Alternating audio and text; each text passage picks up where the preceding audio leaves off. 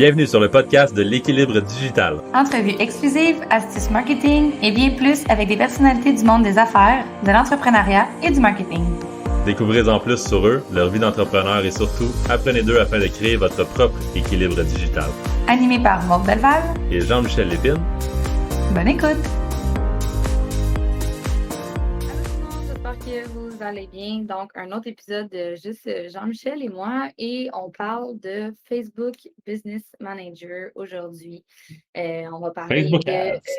Oui, exact. Fait que on va survoler aussi le Facebook Business Manager, mais dans le fond, on va parler de, quoi faire, quoi ne pas faire, des erreurs qu'on voit aussi régulièrement. Fait qu'on va vraiment survoler plusieurs sujets aujourd'hui. Puis, s'il y a des sujets éventuellement que vous voulez qu'on approfondisse, ça va nous faire plaisir. Fait que pour ceux et celles qui ne connaissent pas du tout Facebook Ads et tout ça, cet épisode-là est vraiment pour vous. Puis ceux et celles qui connaissent déjà un petit peu aussi, là, on va donner des insights qui vont être pertinentes. On va aussi parler des nouvelles mises à jour et tout ça. Là, donc, voilà. Juste pour un des premiers sujets qu'on voulait aborder, en fait, là, il y a souvent une confusion pour ceux et celles qui ne connaissent pas du tout Facebook Ads entre le boost de publication et aussi le fait que Facebook et Instagram, donc pour démystifier un peu ces deux choses-là, dans le Facebook Ads Manager, c'est possible de faire les campagnes autant dans Facebook et Instagram. Donc, Instagram n'a pas sa propre plateforme de ads à part. C'est le premier point de démystifier. Et l'autre point aussi, c'est que quand vous faites, par exemple, une publication sur votre page d'entreprise, vous allez voir qu'il y a une possibilité de booster. Ou même Facebook, des fois, vous faites des petites notifications de genre, si vous boostez cette publication-là, vous allez atteindre tel nombre de personnes et tout ça. Donc, ça, ce n'est pas dans le Facebook Ads Manager. Donc, en fait, il y a une différence entre les deux. Il y a possibilité de booster, oui, directement de votre page, mais vous allez avoir beaucoup moins d'options, en fait, au niveau des audiences, au niveau de tout là, en fait. Là. Donc, c'est vraiment deux choses distinctes. Donc, nous, en tant qu'agence, ce n'est pas des boosts nécessairement de publication qu'on fait. Dans certains cas, ça a déjà arrivé qu'on l'a fait une fois, mais c'est vraiment pas ce qu'on fait habituellement. Et nous, ce qu'on fait, c'est qu'on gère dans le Ads Manager avec beaucoup plus de possibilités. Donc, Jean-Michel, je te laisse poursuivre. Yes, exactement. En fait, c'est exactement ce que tu dis. C'est vraiment le Ads Manager permet beaucoup plus de flexibilité que booster un post ou que d'utiliser le Ad Center directement sur Facebook. Que ça soit au niveau des ciblages, vous avez pas mal plus de critères de ciblage que vous pouvez utiliser là, sur le Ads Manager. Que ça soit au niveau des placements. Donc, si vous voulez choisir où ce que vos pubs se retrouvent, c'est vraiment un outil pas mal plus fort, le Ads Manager. Même si, souvent, ça va arriver, là, c'est une stratégie que de plus en plus d'agences que je vois utiliser, puis qu'on utilise nous aussi chez Wavency, qui est de promouvoir sa propre création de contenu pour que plus de gens voient notre contenu, parce qu'on le sait à cette heure, le reach avec notre propre contenu est pas énorme. La plupart de nos abonnés voient même pas nos publications à cause des algorithmes et tout ça. Donc on va utiliser le contenu qu'on fait pour le pousser en publicité et aller chercher donc le monde qui nous ont déjà suivis dans le passé ou en retargeting ou du monde à froid avec des bons contenus. Par contre, on va prendre ces publications-là puis on va les pousser sur l'Ads Manager parce qu'on va les pousser avec les audiences qu'on a créées et on a plus avec d'autres placements et avec les objectifs qu'on veut à les pousser. Donc, c'est pas mal plus flexible au ce niveau-là. Donc, l'argent est pas mal mieux investi quand on cible mieux, on s'entend, que quand on y va at large et avec moins de flexibilité de ciblage. Puis en parlant d'objectifs, d'ailleurs, ça, c'est le côté stratégique. Donc, il y a, en commençant, dans le fond, des campagnes, vous choisissez toujours un objectif de la campagne. Donc, une campagne de portée, une campagne de conversion, une campagne de notoriété, une campagne de conversion. Fait que vous choisissez un objectif à votre campagne, c'est super important à savoir. Puis, stratégiquement parlant, oui, idéalement, ce que vous voulez en faisant du Facebook Ads, souvent, c'est de convertir, mais ce n'est pas nécessairement la meilleure approche à avoir non plus. Là, ça dépend vraiment de votre stratégie. Si vous avez plus de temps, dans le sens que ce n'est pas dans votre time frame, vous n'avez pas une urgence d'un service ou un produit à vendre, c'est bon de commencer à réchauffer l'audience avec d'autres types de campagnes auparavant que juste vendre un produit directement à une audience qui est pas réchauffée. Fait que ça, bref, c'est important de savoir qu'il y a différents objectifs. Puis, dépendamment de l'objectif, la campagne, la stratégie va découler de cet objectif-là aussi. Ouais, règle générale, là, vous avez sais, j'ai vu, en fait, en parlant à beaucoup de monde qui ont fait du Facebook Ads, qui commençaient, souvent, ils allaient choisir les mauvais objectifs pour leur campagne. Par exemple, choisir une campagne de portée pour essayer de vendre quelque chose. J'ai vu souvent des campagnes de trafic aussi pour essayer de juste avoir des clics. Mais ça, c'est quelque chose qu'on faisait dans le passé qui est plus vraiment utilisé. À cette heure, avec Facebook Ads, puis avec le Pixel, on peut aller, le Pixel, là, pour les gens qui ne savent pas, c'est un outil donc sur Facebook qu'on peut installer sur votre site web pour essayer de voir le trafic, d'essayer de tracker certaines conversions. Donc, par exemple, si on veut voir que quelqu'un a cliqué sur un bouton, on peut pas avoir le nom ou les informations de cette personne-là, mais Facebook va enregistrer c'est qui et quel genre de personne qui clique sur ce qu'on lui demande de tracker. Fait que souvent, je vous dirais 90% du temps, les campagnes vont être en conversion, dépendamment juste de quelle conversion qu'on veut aller chercher. Donc, que ça soit un prospect, donc un prospect, ça va être par exemple de cliquer sur votre formulaire de contact ou un achat en e-commerce, donc une conversion, mais ça va souvent être une conversion qu'on va tracker. Puis donc, ça sert à rien d'aller juste chercher le clic si on est capable d'aller plus loin, puis d'aller chercher justement le monde qui clique sur le bouton. Puis après ça, faire des audiences à partir de ce ciblage-là, de cette audience-là. Donc vraiment, là, c'est l'affaire la plus importante, puis je vous suggère vraiment d'aller vous éduquer là-dessus si vous en êtes à vos premières campagnes, à aller savoir quelle campagne fait quel objectif de campagne fait quoi pour vous aider. Et vraiment, je conseille fortement de presque tout le temps aller en conversion. À part si vous voulez vraiment juste faire aimer votre marque, je suggère de faire des campagnes peut-être en engagement plus. Et souvent, là, en début si on commence avec un client ou si on essaie de faire des nouvelles choses, je vais souvent mettre un mini budget parce que ça coûte pas très cher dans des campagnes de portée pour aller vraiment mettre notre nom un petit peu partout. Là. Vous voyez une campagne de portée comme une bannière, là, ça, ou plutôt un... Ouais, c'est exactement un panneau d'autoroute, c'est souvent mon exemple. Donc, voyez ça comme un panneau d'autoroute. Donc, c'est quelque chose qu'on va inconsciemment voir, parce qu'il y en a beaucoup de panneaux d'autoroute, mais notre tête va comme l'avoir un petit peu inconsciemment. Puis là, en voyant ça plus loin avec le contenu en engagement et les campagnes de conversion pour faire acheter, éventuellement, notre cerveau va comme avoir reconnu le nom de la marque, les couleurs et tout ça. Il va associer ça de manière inconsciente, puis on va se dire, hey, j'ai comme vu ça quelque part un moment donné.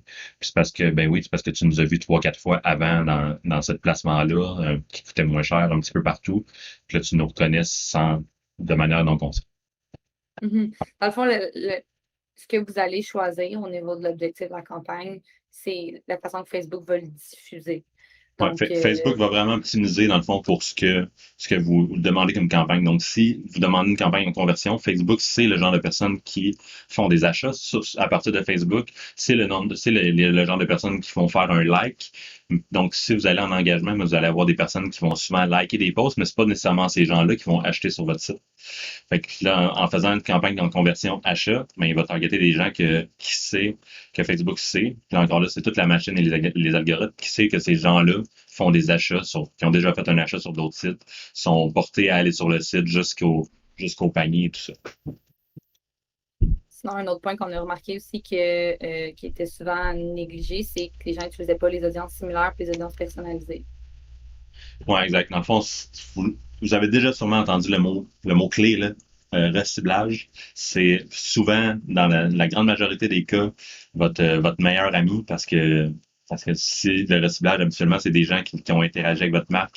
Et donc, c'est des gens qui sont beaucoup plus chauds à faire affaire avec vous que les gens qui n'ont pas interagi avec votre marque, qui n'ont pas été sur votre page Facebook, qui ne sont pas likés ou whatever. C'est si on pris ces actions-là, si on été sur votre site, si on ajouté au panier, mais toutes ces actions-là, on peut faire des audiences sur Facebook Ads pour les recibler.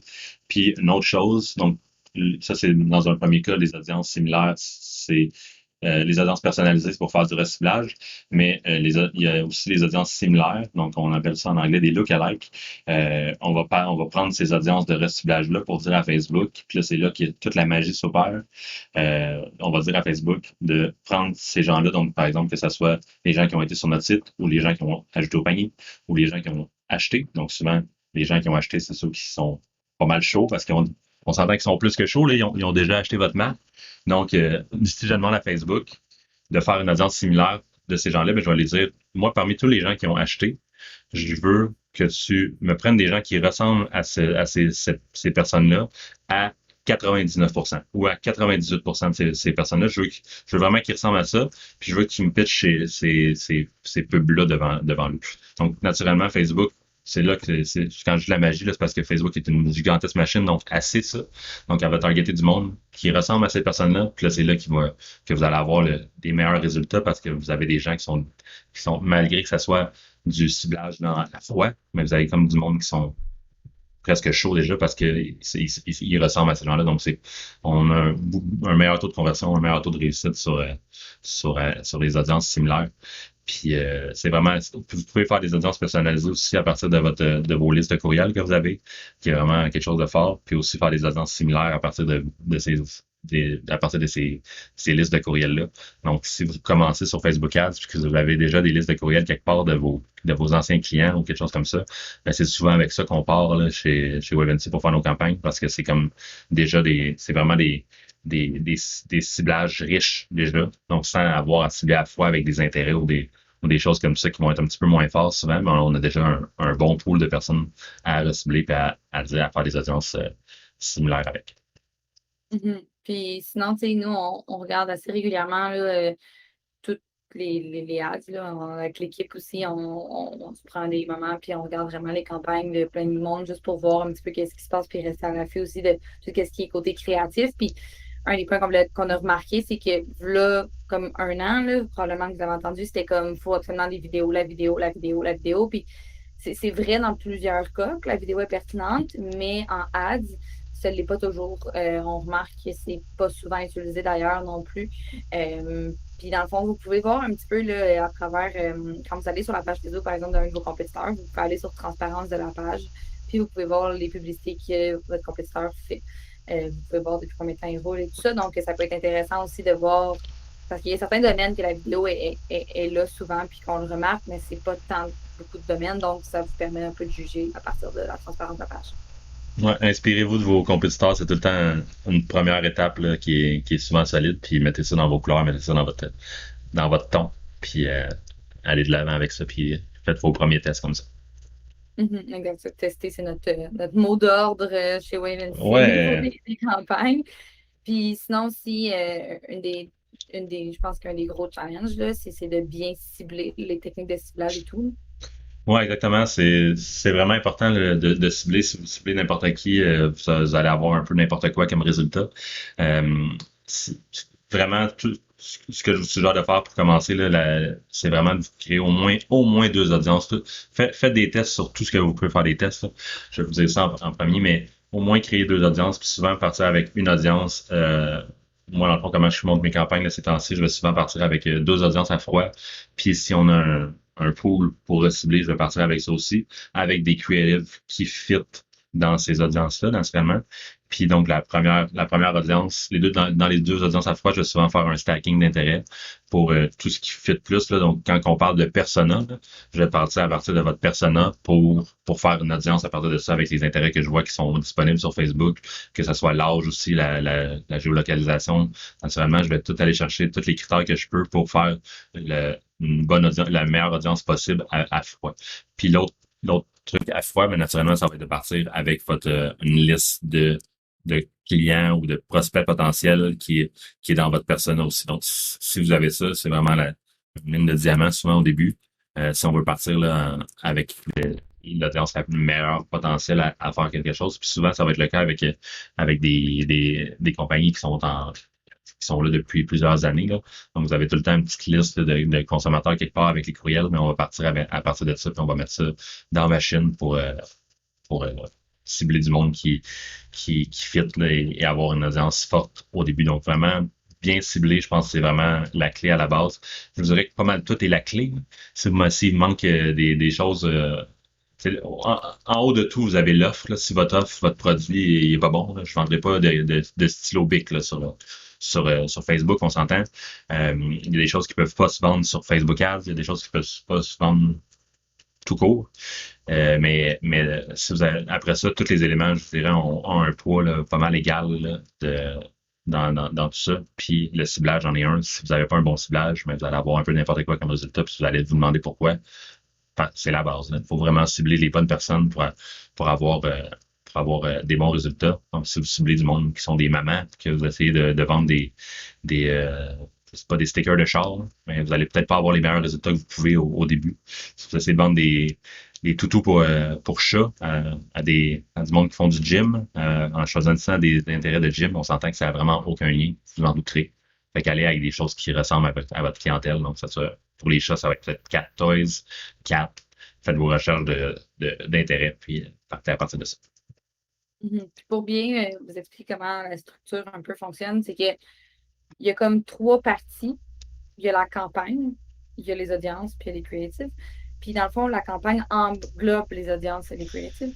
Donc, dans le fond, une campagne, c'est un objectif. Fait que pour le voir vraiment comme ça, là, c'est qu'une campagne a un objectif, mais mettons que l'objectif, c'est de faire acheter sur la boutique en ligne une tondeuse. OK? On va partir de cet exemple-là. Cette campagne-là peut être montrée à plusieurs types d'audience et il peut y avoir plusieurs visuels / creatives qui soient créés pour vendre pour revenir à l'objectif qui est la tondeuse. Donc, c'est important de faire la différence parce qu'il y a des gens qui disent OK, mais là, je fais une campagne, fait que pour eux, c'est ma campagne, je la montre à une personne, à un type de personne, puis j'ai un visuel, un texte qui est accompagné de cette campagne-là, mais ce n'est pas le cas. Vous pouvez, dans la même campagne, tester plusieurs audiences, puis tester plusieurs visuels. Puis, à travers ça aussi, où je voulais en venir, c'est au niveau des statistiques. Facebook Ads qui peut être mélangeant, c'est dans Facebook Ads Manager, c'est qu'il y a énormément de statistiques que vous pouvez voir. Puis, ça, Jean-Michel, c'est son dada, là, je vous laisserai comme expliquer, mais moi, c'est pas. J'ai fait du Facebook Ads, c'est pas ma force en ce moment. C'est Jean-Michel qui s'en occupe chez Wavency. Mais je me rappelle que quand j'ai commencé, j'étais énormément mélangée. Puis c'est parce que là, on parle beaucoup comme si c'est un produit que vous avez, mais il y a aussi des gens qui ont des compagnies de services. Il y a des campagnes qu'on fait que c'est pour promener du trafic en magasin. Donc, dépendamment de l'objectif aussi, les statistiques que vous voulez voir vont changer. Et si votre objectif, c'est d'emmener du trafic en magasin, le nombre de personnes qui ont visité votre boutique en ligne importe peu parce que probablement que vous n'avez même pas de boutique en ligne, on s'entend. Fait que les statistiques se modifient puis s'ajustent selon ce que vous avez envie de voir. Ouais, vraiment. Le problème un des gros problèmes avec Facebook Ads, c'est que les statistiques qu'ils vous donnent au début, là, vous avez un choix de colonne de statistiques prédéterminé, puis vous avez vraiment une coupe de choix. Là. Vous en avez une bonne dizaine. Il doit en avoir un que j'utilise là-dedans à peu près sur les 10. Puis même là, c'est pas le meilleur. Je vous suggère vraiment de faire vos propres colonnes personnalisées avec un tunnel qui fait du sens pour vous. Donc, de A à Z, là, dans mon parcours consommateur, du moment où les gens voient ma pub jusqu'à temps qu'ils prennent la décision que je veux, organisez vos colonnes pour que ça soit ça. Puis, essayez d'avoir des moyennes de ce que vous regardez aussi dans ce que vous regardez pour que ça, par exemple, que si vous regardez le taux de clic, mais vous allez avoir une moyenne qui est si vous commencez à le regarder sur Google, moyenne de CTR, click-through rate, là, donc le taux de clic, pour savoir à peu près où est-ce qu'il faut vous situer. Après ça, naturellement, selon les niches, selon les audiences, selon à peu près toutes, ces moyennes-là sont pas tout le temps valides. Donc, vos propres moyennes deviennent les moyennes qu'il faut que vous regardiez, puis tout le temps essayer de battre votre propre moyenne. Donc, que ça soit vraiment structurer vos colonnes là, pour que ça soit vraiment clair pour vous de l'action A à l'action Z. Qu'est-ce que mon consommateur fait. Donc, je vais essayer ça rentre pas mal technique, là, mais je vais essayer de faire ça simple, mais vous avez l'impression au début. Donc, l'impression, c'est la personne qui voit votre pub. Après ça, sur ces gens-là, combien il y en a qui ont cliqué. Donc là, c'est là que votre taux de clic, votre nombre de clics aussi. Regardez ça. Après ça, est-ce qu'ils se sont rendus sur mon site? Donc, parce que le taux de clic, là, vous avez 2 taux de clic différents sur Facebook Ads. En partant, il n'y a rien de trop mélangeant. Un taux de clic all et un taux de clic link click-through. Fait que vous avez le monde qui ont interagi avec votre pub, que ce soit avec un like, que ce soit lire plus, que ce soit peu importe l'interaction avec la publicité, cliquer sur le vidéo, whatever. Ça va être le CTR, donc le click all. Et vous avez les link click, les click-through, que c'est les gens qui se sont rendus carrément sur votre site. Fait que là, ça, c'est encore plus important, cette statistique-là pour vous. Les gens qui se sont rendus sur votre site, souvent, on va parler de quelque chose qui oscille là, entre 1,5 et 3 %, là, dépendamment des industries. Ensuite, une fois qu'ils sont rendus sur votre site, est-ce qu'ils ont regardé du contenu? Ça, on peut le tracker aussi si vous le settez sur votre pixel. Est-ce qu'ils ont ajouté au panier? Est-ce qu'ils se sont rendus au checkout? Est-ce qu'ils ont acheté? Donc, tout ça, c'est le fun d'avoir des statistiques là-dessus. Puis c'est là qu'on peut voir à peu près, selon vos moyennes, puis les moyennes normal, c'est où est-ce que ça bug, puis prendre une décision là où est-ce que ça bug. Donc, si vous avez un problème entre l'impression puis que vous n'avez pas vraiment 1,5%, mais là, peut-être que ça veut pas dire que les gens vont pas acheter, même si c'est 1,5%, puis que votre pub est pas bonne pour faire acheter. Si on met une pub qui est vraiment 30%, mais ça, probablement que votre taux d'achat, une fois le clic passé, va être très bon. Mais ça veut pas dire que votre taux de clic va être bon, parce que le monde voit tout de suite que c'est une pub. C'est que si ça les intéresse ou non, ça fait déjà le ménage, puis rendu sur le site, vous avez un bon taux d'achat. Mais pour avoir un bon taux de clic, il faut que la pub elle soit accrocheuse. Donc, si vous avez un mauvais taux de clic là, vous savez que votre pub n'est pas accrochante. Fait que là, travaillez le visuel, travaillez votre copywriting, travaillez la publicité. Mais si votre problème est entre l'ajout de panier et l'achat, souvent, ça va être un 50% des personnes qui ajoutent au panier qui achètent. Il y a tout le temps un cut-off là parce que le monde veut voir leur coût de livraison ou est-ce qu'il y a des affaires que je sais pas, le temps, les délais de livraison, tout ça. Fait qu'ils ont tout le temps un petit cut-off là qui est normal de 50%.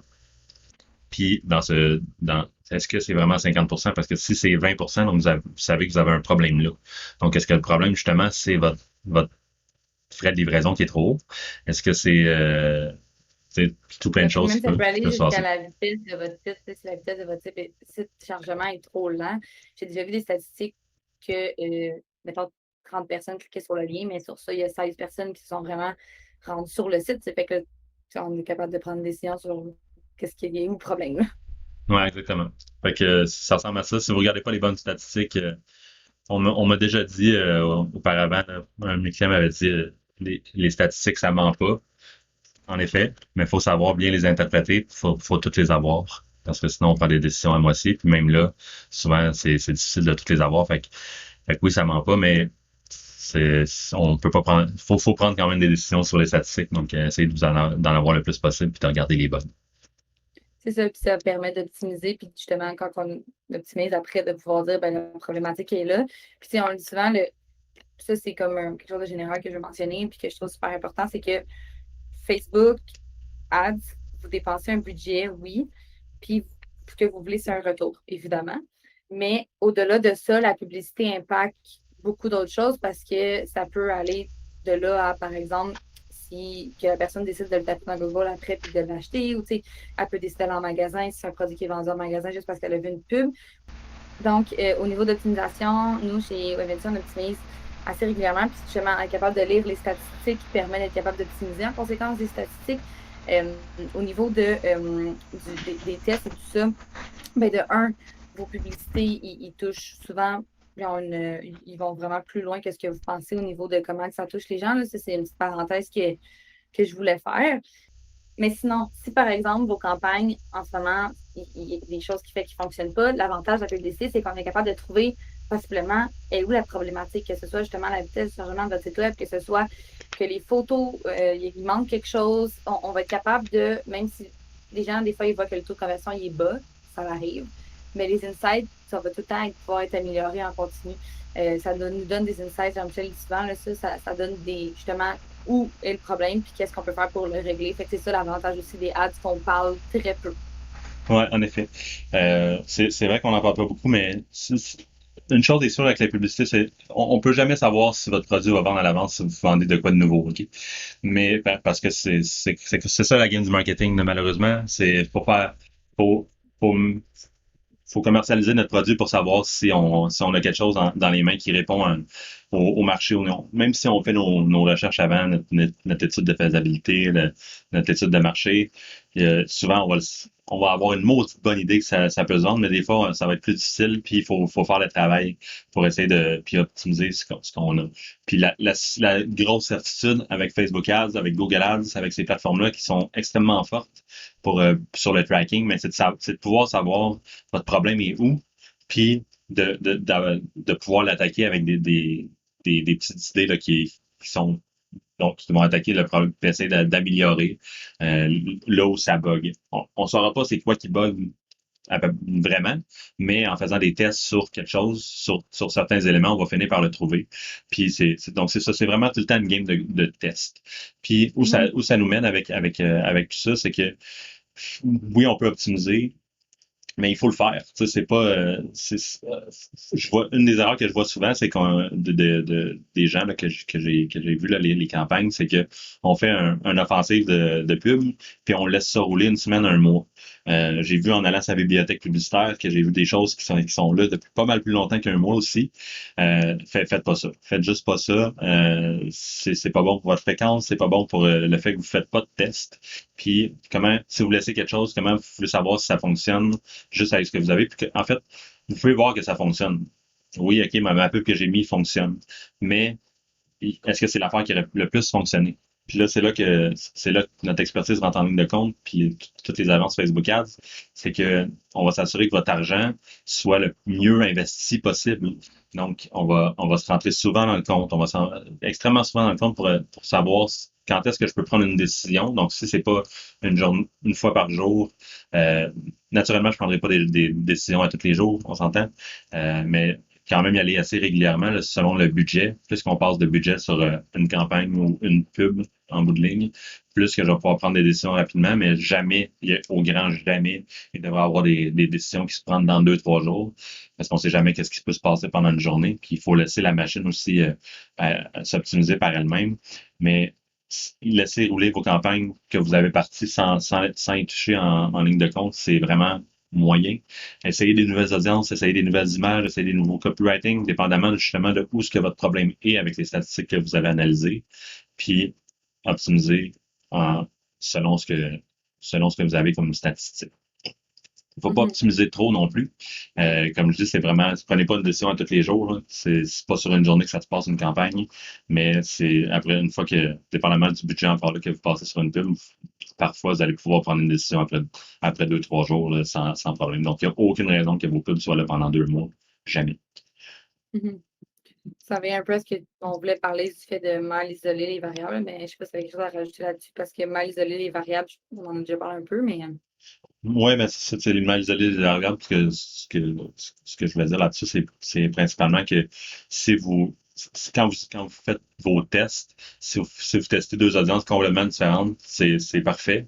Mais si vous voulez tester deux audiences qui se ressemblent un petit peu, mais assurez-vous que vous n'avez pas trop d'affaires qui se ressemblent. Si vous voulez savoir c'est quel par exemple, la meilleure image dans les publicités que vous testez, par exemple, que vous testez 3 images, mais si vous changez le texte aussi, puis l'audience, puis chacune des images a son audience puis son texte, comment vous faites pour savoir que c'est l'image qui est le problème ou qui est bonne? Vous pouvez juste pas savoir.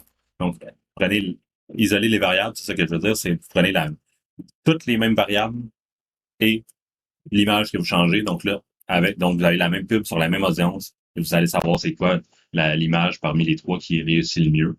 Puis là, à partir de là, quand vous avez cette image-là, donc vous avez un gagnant, vous allez prendre cette image-là pour faire de quoi, d'essayer de faire de quoi de meilleur avec toutes les autres insights que vous avez, ou tester une autre variable aussi. Donc, par exemple, que ce soit le texte, le titre, l'audience, mais vous prenez cette image-là qui a gagné avec un autre.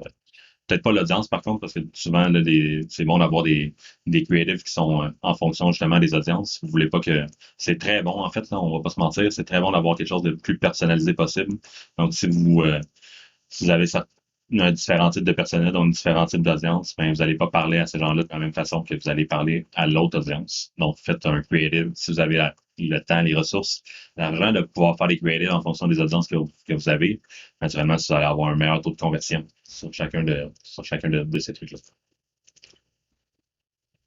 On va finir avec quelque chose qui est sur toutes les lèvres en ce moment.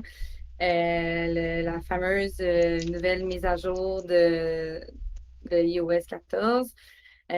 On s'est fait beaucoup poser la question par des clients, qu'est-ce qu'on fait pour contrer ça? Et tout ça, c'est une inquiétude qui est énormément présente. Jean-Michel, aujourd'hui, je voulais qu'il explique un peu aussi qu'est-ce qu'il y a de son côté, qu'est-ce qu'on fait chez Wavency en fait là, pour contrer ça.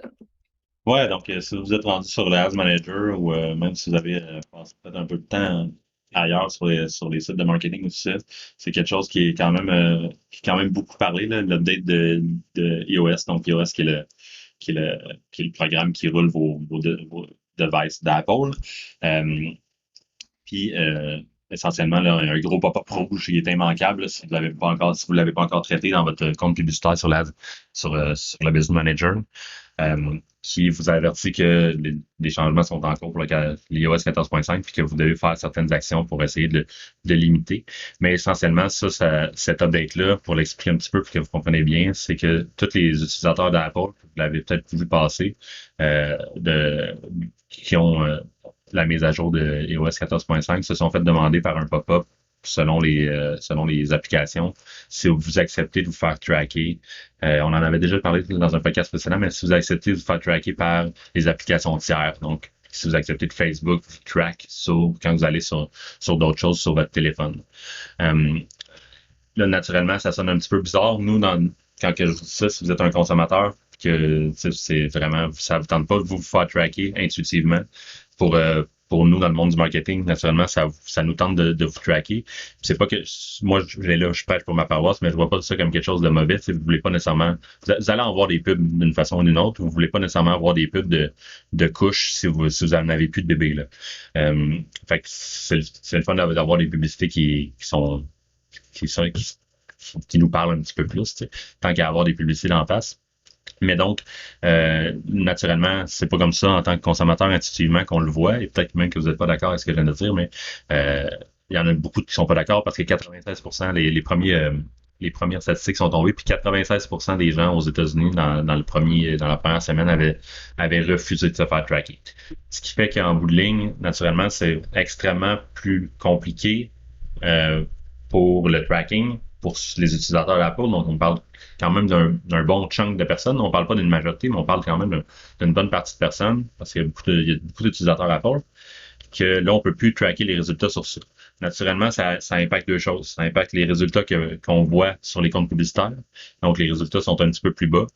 De ce que moi j'ai vu, puis de ce que les autres parlent, on parle d'un 5 à 20%, dépendamment des comptes. Tout ça, c'est sur le trafic post-clic. Hein. Si vous essayez de savoir le clic, mais là, Facebook va être capable de savoir, mais on ne saura pas l'achat, on ne saura pas si les gens ont visité plusieurs pages, on ne saura pas si on a ajouté au panier, tout ça.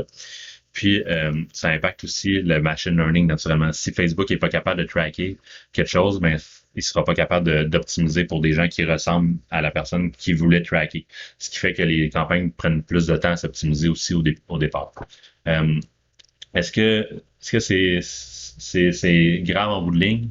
Je vous dirais que ça l'est pas tant que ça sonne. C'est juste que ça change des choses. Là, chez Webensy, une des choses qu'on a changé, c'est qu'on regarde un petit peu, je le regarde tout le temps, on s'entend, c'est vraiment important, mais je prends plus juste mes décisions sur ce que je vois sur Facebook Ads et j'essaie de prendre mes décisions beaucoup sur ce que je vois en bout de ligne, donc sur les ventes finales, que ça soit beaucoup de nos clients utilisent un site sur Shopify, donc que ça soit sur Shopify, ou si vous avez quelque chose de plus à l'interne pour voir vos ventes. Mais moi, j'essaie d'avoir, je vous demande ces données-là pour essayer de prendre justement, essayer de voir une moyenne par semaine ou par mois pour essayer de prendre des décisions qui sont vraiment sur vos ventes finales. Puis d'essayer de faire des prorata de qu'est-ce qu'on a passé en publicité ce mois-ci. Est-ce qu'il y a eu d'autres choses qu'on a faites aussi avec d'autres moyens marketing, analyser tout ça, puis voir le reflet sur vos ventes finales, qui je pense c'est la meilleure façon, ultimement, de voir le retour. Puis ça prend aussi en compte toutes les campagnes qui n'ont pas été faites en conversion. Donc, quand on parle de campagne en engagement, de campagne de portée, qui est souvent une infime partie de nos campagnes, mais si les gens, justement, ils voient ces campagnes-là, mais qui achètent après ça en magasin, produits qu'on leur a proposés à la place sur le commerce en ligne, ou qui achètent beaucoup plus tard, ou sur un autre device, ou qui en parlent à leurs amis, ben tout ça a un impact marketing fort, mais qu'on ne traque pas nécessairement avec Facebook à la base, mais ultimement, de regarder les ventes, ça nous le donne. Donc, quelque chose qu'on faisait avant là, devient de plus en plus important en ce moment.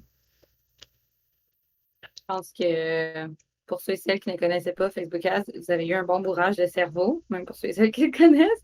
Mais je pense que, en tout cas, moi, j'ai même deux, trois choses que tu m'as appris parce que je ne suis pas dans le day-to-day de toi au niveau des campagnes. Fait que merci pour ça. Ouais, merci d'avoir été présent, tout le monde. C'était vraiment agréable. As-tu un mot de la fin, Jean-Michel? Ben, par rapport à toi, s'il y a des choses que tu as appris, probablement qu'il y en a aussi des choses qui étaient que les gens ont appris, mais s'il y a des choses qui étaient moins claires, n'hésitez pas à venir me poser des questions aussi sur LinkedIn. Ça va me faire plaisir d'avoir une petite discussion là-dessus. Puis même si vous en faites, même des campagnes que vous n'avez pas vu de résultats différents, vous avez des petits trucs qu'on pourrait échanger là-dessus, ça va me faire un grand plaisir. C'est bon, mais merci tout le monde d'avoir été présent. Yes! Hey, l'épisode d'aujourd'hui est terminé. Un gros merci d'avoir écouté. Si vous avez apprécié, n'hésitez pas à nous suivre sur votre plateforme de podcast préférée ou directement sur les réseaux sociaux.